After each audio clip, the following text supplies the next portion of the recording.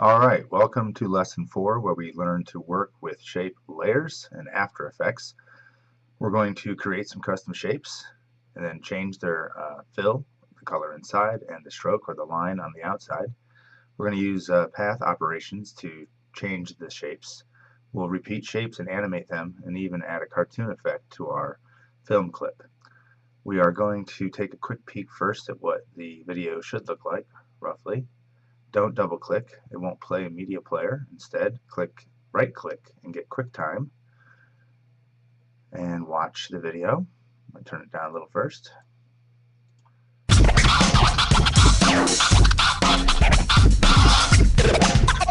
Alright, so you can see that the 5-second clip here has got a lot of things going on, like a background that actually has a little bit of a change in color to it from light to dark. That is a ramp. It has rotating suns and stars and a EQ line along with some text that animates in, and the DJ clip from before that has a cartoon effect added to it, so it's not quite so real. We also are going to make some changes to this video, though. We're going to make it 10 seconds long in order to use more of the song and change some of the colors and the text. So here we go. I'm going to go ahead and bring up After Effects. I've got a folder here, don't worry about. We're going to start from scratch, just pretend that doesn't exist. To get started, we're going to first bring in some of our assets and go from there. I will double click. I will navigate to your folder in After Effects where you've got your DJ and your GC Adobe audio file. Bring them both in. To keep organized, we're going to click on the folder button and title this Assets and put our audio track and DJ movie in so that we can stay organized. Now we will save this project. For you, you should save it as Lesson 4, as I have already, and put it in your folder for After Effects. Okay, next thing we're going to do is set up our comp. Now, because we're using this DJ movie clip, it's a little older. It's set up to regular DV settings or the square, lower resolution old TV settings instead of today's HD TV settings, which are rectangular. Give you an idea of what I mean. If I make a new composition and I set it to HD, and then I try to put the DJ into this comp, you'll see he's pretty darn small. And if I increase his size, it will decrease his resolution. So I think, you know what though? This doesn't look that bad after all. I think we'll go ahead and stick with this settings. So let me have you guys all create this comp with me then. Delete it. Okay, so let's create our comp. Hit the comp button. Let's call this Animated Background Shapes. I'm going to leave it in HDTV. Okay, I'm going to leave the color purple. 10-second time frame, which for me is 300 frames, 30 frames times 10. I'm going to hit OK, and we have our composition now. What we'll do is first create our background before we put our footage in. So we'll go up to the Tools for Shapes button, hold down if you don't see rectangle and choose it. Draw in a rectangle that covers the screen, and then go ahead and make sure there's no stroke by clicking on the word stroke and saying none. The fill is purple, so that's good. If you haven't, change it to purple. And we're going to add our effect to it, so choosing the shape layer, effect, generate, ramp. It puts a linear ramp in, which is a straight line ramp. I'm going to change it to a radial ramp and then adjust where the ramp settings are.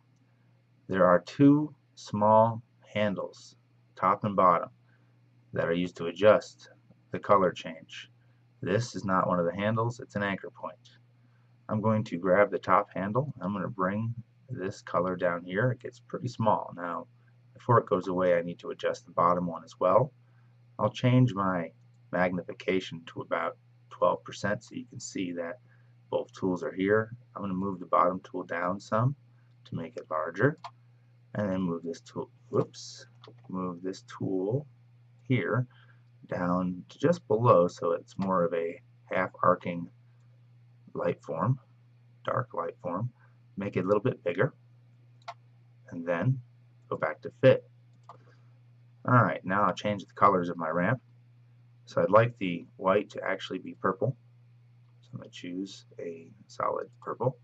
And to make sure that you have consistent coloring in your projects, please take note that your RGB numbers right here are the settings for that color purple. So if you write them down and use them over and over again, you can stay consistent. I'm going to change the purple, or the black, sorry, to white. And I now have this sort of sun horizon in purple. I'm going to ramp scatter a little bit, which will diffuse much of the look here so it's a little more blended. I'm pretty happy with this background. So I'm going to come down here and click on it and hit enter and say background. Now it's titled background. I'm not going to change it any longer, so I'll lock it. We're adding on some other items now. We're ready to move to creating custom shapes. So what we're going to do first is change from the rectangle tool to the polygon tool. And I'm going to draw a polygon in like so. Now the polygon's color is not quite right, so we're going to actually adjust that by going up here to fill, not to word, because I don't want to do any gradients or solids. It's already solid. The color, and I'll change the color to a green and kind of dark. We're going to actually do some animating of our color as well, but green is a nice complementary color with purple, so I'm going to hit OK.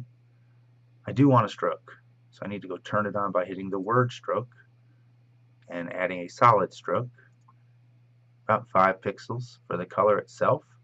I'm going to go with what I have, which is sort of in the blue range out here towards the white. It's almost white, sort of silver.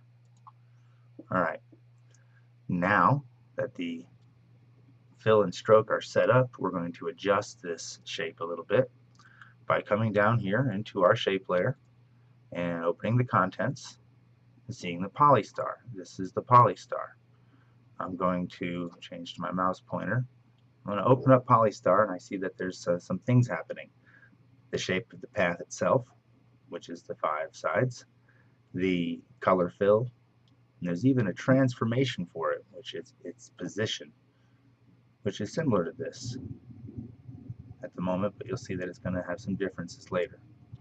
Alright, for now, let's go ahead and take our points from the polystar path. We're going to open that up, find points, and go from 5 to 6. As you change the points, it adds more or less, depending what you're looking for. We want 6. I'm going to change the rotation to 0 degrees so that it stands on its point. All that does is turn it 0 degrees. And then we're going to add something to the outer radius. The outer radius, we're going to go to about 150. Actually subtract a little, make it a little bit smaller so we got the size right. Okay. Then the outer roundness. This is where it gets fun. I'm going to change the outer roundness from what it is 0. Out would change the shape in one direction. In here to negative, we'll change it in the other. We're going to negative 500. So negative 500. And that creates sort of this funky looking green flower now, which was our original polygon. All from in this path, we just changed the lines or path of the shape.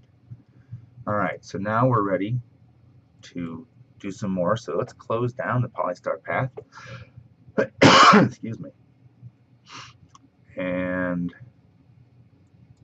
let's go ahead and make something else of our shape to make it look more like those funky suns. So we're going to take the shape that's here and twist it, which will kind of skew everything. So in our shape layer 1 here, on the contents for the polystar path, or the polystar, sorry, there's an add button. Hit the add and find twist. These are all different things you can do to your shapes. I'm going to add a twist. It begins to twist it already, and you'll notice that along with the things that are inside the polystar controls, we've added a twist to that. I'm going to open the twist so we can do something different to it. By changing the angle, you can see that it goes in one direction or the other. We're going to go to 160. Okay, that looks a lot like what we're going to want to use for this project, so 160 is looking pretty good. Let's save our work so we don't lose things. Okay, sorry. After Effects crashes on us, which is always quite possible. Now we're going to repeat the shape so that we have more shapes. So to do this, we are going to, again, add to the shape, but not a twist. This time, we're going to go down and add a repeater, which will repeat the shape. We get 3 of them. If I look down here, now it's also added, beside the twist, a little repeating to the polystar. So I'm going to open that repeater. I'm going to change the number of copies to 5. So now I've got 5 shapes. And actually, since we're in an HD larger screen, I'm not going to have enough compared to the old project, which was set up to digital video. So I'm going to actually add some more. I'm going to go with 7. And there we are. Now, after doing that, we need to spread them out. So here's where I want to kind of understand the transforms with you guys. So there is a transform for the repeater, which makes the repeater change. There's a transform for the polystar. Heck, there's even, close down twist, the regular transform, which has essentially scale, position, rotation, the normal controls. So why are there so many? Well, they all have different, I guess, assignments or tasks based on where they're applied to. For example, in the regular transform, if I were to change the position, the whole block would move together. Control Z to put it back. Okay. If I were to go to the transform for the polygon itself, it would still move it back and forth. So those are very similar to each other. Not the same, but similar. Finally, if I go to the repeater 1 inside of its transform, now you're going to see a slightly different thing happen, because this transform is for the repeater. So if I change the position here, it will actually spread it out from the anchored first shape. So I'm going to spread it out significantly until there's a little space between them all. Alright. Obviously, if I change the second number, it would bring them down. Don't want to do that, because we're going to add more later to other rows. For the scale, I could make the scale skew out so they come out different sizes. So everything's anchored but changes by 10% for each of these polygon shapes.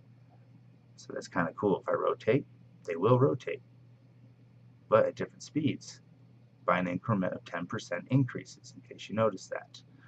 Okay, so Control Z, I got it back to normal. We are even going to look at the start and end opacities of these shapes as we go. So let's go ahead and set this up so that we can get this set up right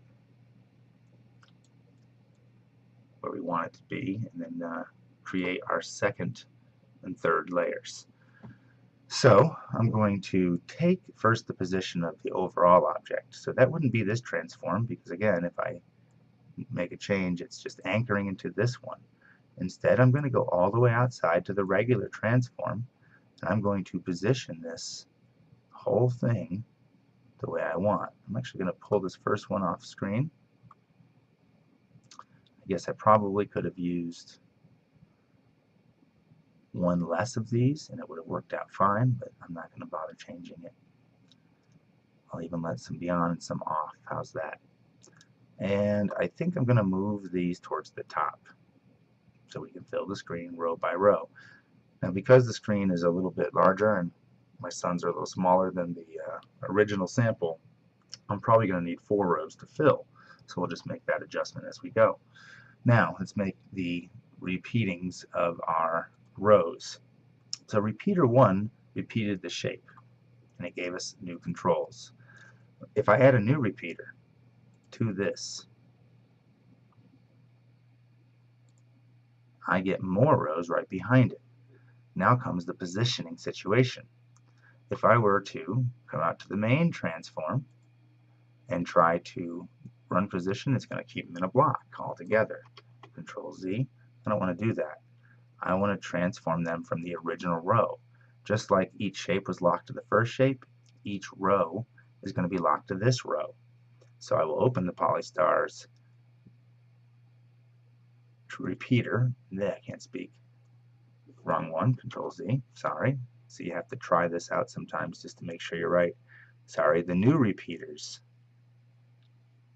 transform, and this will let me move them in line, or I could leave them skewed, but I'm going to in line first.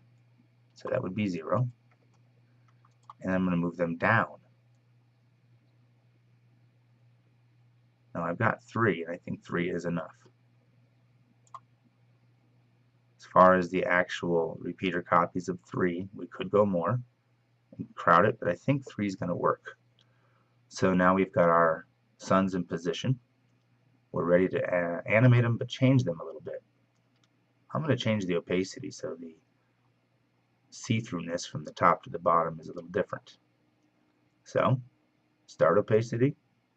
I can do this. I'll leave it up. End opacity. I'm going to drop so they sort of go down a little bit. Now, if I don't want this top one to be as opaque, I just change the start a little as well. Or I want it to be more opaque, sorry. So now I think I have a nice looking transition of opaqueness going down with my start and end opacity. What I'm going to do now is adjust the color of this as time goes on, of these shapes. So the fill is the color, so I'm going to open that. And I've got a keyframe already at the home spot that's set for the color. If you don't have one, simply click the stopwatch and it'll set to our green. But as time moves on, I may be out to about the 3rd second or so, I'm going to change the color to white. So, as color and time go on, they will change. Now how about the rotation of each of these? So, I'm going to close fill. Under this Polystar path, there is a rotation that rotates all the wheels. I know there's other rotations, like in the transform repeater, but that would do different things, which you might even want to consider. But the only way you're going to know more about these is by sampling them anyway. Control Z to get that back. Heck, there's even a rotation in the outside transform, but that will just do it around the anchor point, which is right now, right here for me. And that's not what I wanted either. So, again, closing back down this transform, I'm going into the Polystar path, and I'm going to rotate the first shape, and every other shape will follow suit. So, it's already now been set to a keyframe because I fooled around. I'm going to highlight and delete this keyframe so that I can go from 0 rotations out around about, let's go 1/2 a turn, which would be 180 degrees. Okay, it's close enough. I'm going to move this keyframe to the end of the composition and then sample my work. So they're rotating and changing color as time goes on. So that's a pretty good start. We have nice background shapes, and we're able to move on to our star. So I think at this point we can close down the contents of this shape layer. We can click on the shape layer and hit enter and call this suns. And since I'm done messing with the suns, I'm going to go ahead and lock the layer so I don't inadvertently make changes to it. So now for the star, so as you realize, you'll go to the polygon tool, hold it down, find the star, make sure nothing was selected down here first, draw in a star. Okay, so just like the last shape, we're going to take the star and make some changes to it. First thing I want to do is change the star's color. So I can go up to the fill, and I'm going to make this into a shade of purple, maybe a little different than our background, but similar. Probably lighter, a lighter purple. Okay, pretty happy with that. And I'm going to make sure there's no stroke. Don't want a stroke on the star. You could, but we're going to take ours off. Hit the word stroke, take it off. Okay, now we're going to make some changes to this polystar. So where do you make the changes for it? Go to my mouse button. In the contents, the polystar we just drew, all of its controls are here. Open it up. Got the stroke, fill, and the path, plus ways to transform that particular star. In other words, places to scale it, Control Z, to rotate it, and so on. So now we will go into the polystar's path, changing it to a 6-pointed star. You could actually make as many points as you want. You can get pretty funny looking, down to a triangle. Alright, so we're going to go ahead with just 6 points. And change the rotation to 150 degrees so that it's standing straight up and down like it should be. Move my star over here so I can see it better. The inner radius, I need to make this a little bit larger, I think, so we can see what we're doing as we go. Transform, a little bit larger. Okay.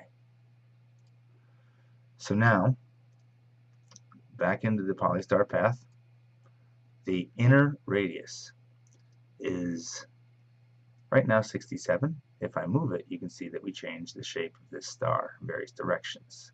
You can get lots of different looking stars. I'm going to change mine to 150 and get, whoops, that was rotation, Control Z.